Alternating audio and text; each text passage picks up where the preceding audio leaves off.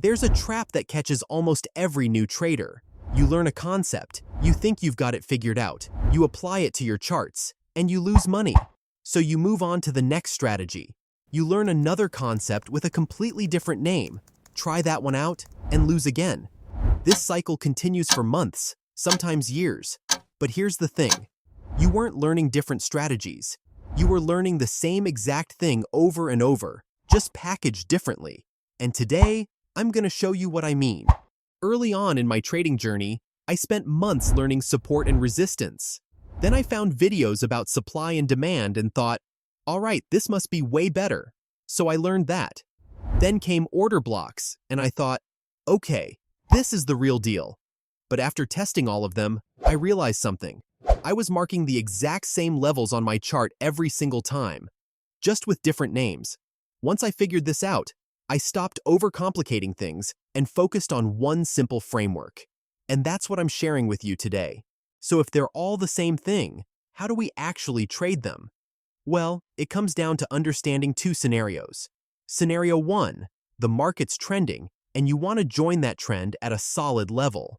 Scenario 2, the market's moved too far in one direction, and you're looking for a reversal or pullback. These are the only two situations you need to master. Let me walk you through both of them. Scenario 1 is trend continuation. Picture this. Price is moving up, breaking through resistance levels. Then it pulls back. Where does it stop? Right at that previous resistance level, which has now become support. This is called role reversal, and it's one of the most reliable setups in trading. Understanding why this happens will give you a massive edge, so let me break down the psychology behind it. So why does this actually work? Think about what happened at that resistance level. When price first hit it, a bunch of traders sold, expecting price to drop. But instead, price broke higher. Now those sellers are stuck in losing positions. They're watching their accounts bleed. So what do? When price pulls back to their entry level, where they originally sold, they exit their trades just to get out at break-even. And when they exit a sell position, they have to buy. That buying pressure is what pushes price back up. But that's not all.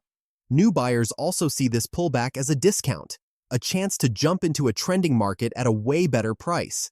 So you've got trapped sellers exiting plus fresh buyers stepping in. That combo creates strong support at that old resistance level. Now, just because you see a role reversal doesn't mean you take the trade. You need rules. Here are mine.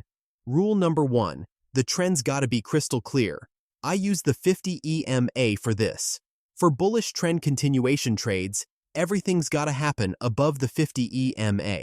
That means the resistance break happens above it, and the pullback stays above it. For bearish trades, it's the opposite. Everything happens below the 50 EMA. Rule number 2, the level's gotta have been tested multiple times in the past. I'm talking about at least 2 solid tests before the break. The more times a level's been tested, the more significant it becomes when it flips from resistance to support or the other way around. I typically look back about 200 to 300 candles to find these tests. So to sum it up, clear trend confirmed by the 50 EMA and multiple tests of the level. If both of those conditions are met, now we can talk about entry. For entries on trend continuation setups, I use an engulfing candle. What's that? It's when you get a candle that completely swallows the body of the previous candle. So if we're looking for a bullish setup, I want to see a green candle with a body that's bigger than the previous red candle's body. And here's the key part. That green candle's gotta close above the high of the previous candle. Once that happens, I enter at the close of that engulfing candle. For stop loss, I place it below the swing low that formed during the pullback. And for targets, I use a minimum 2-to-1 reward-to-risk ratio. That means if my stop loss is 50 pips, my target's at least 100 pips. Since we're trading with the trend, these trades have a higher probability of running way further, so that 2-to-1 ratio gives us room to capture those bigger moves. Now let's talk about scenario 2, counter-trend setups. This is where you're looking for a reversal or a major pullback against the current trend. The way I identify these levels is different from trend continuation. Here's what I do. First, I figure out what trend the market's currently in. Let's say we're on the 4-hour Bitcoin chart and price has been moving down, making lower lows and lower highs. Now I ask myself, if this downtrend keeps going, what's the next major support level price is going to hit? So here's what I do. I place my first horizontal line at the current price level where the market is right now. Then I look down and to the left on my chart, scanning for the most obvious support level below. Once I spot it, I draw my second horizontal line at that lower support level. This second line is my counter-trend zone. This is where I'm expecting price to react.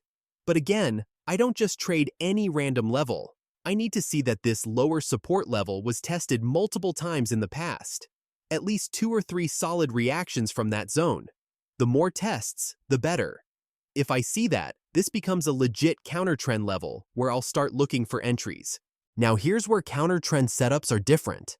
I've got my 2 lines marked on the 4-hour chart, one at the current level, one at my target support zone below. Now I drop down 1 time frame to the 1-hour chart. Both of my horizontal lines are still visible on the 1-hour, showing me exactly where price is now and where it's headed. As the market starts moving towards that lower support line, I'm just watching. I'm not doing anything yet.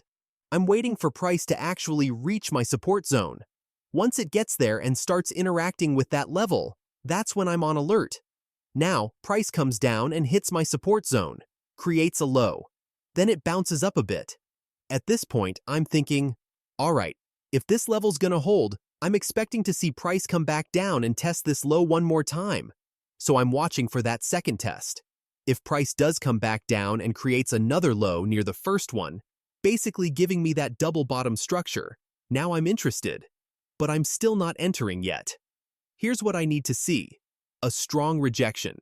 I'm waiting for a big bullish green candle to form. Something that shows me buyers are actually stepping in with force. And here's the critical filter. That green candle's got to close above the 50 EMA. Why? Because if it closes above the 50 EMA, it's telling me this isn't just a weak bounce. Buyers are taking control and pushing price back above a key level.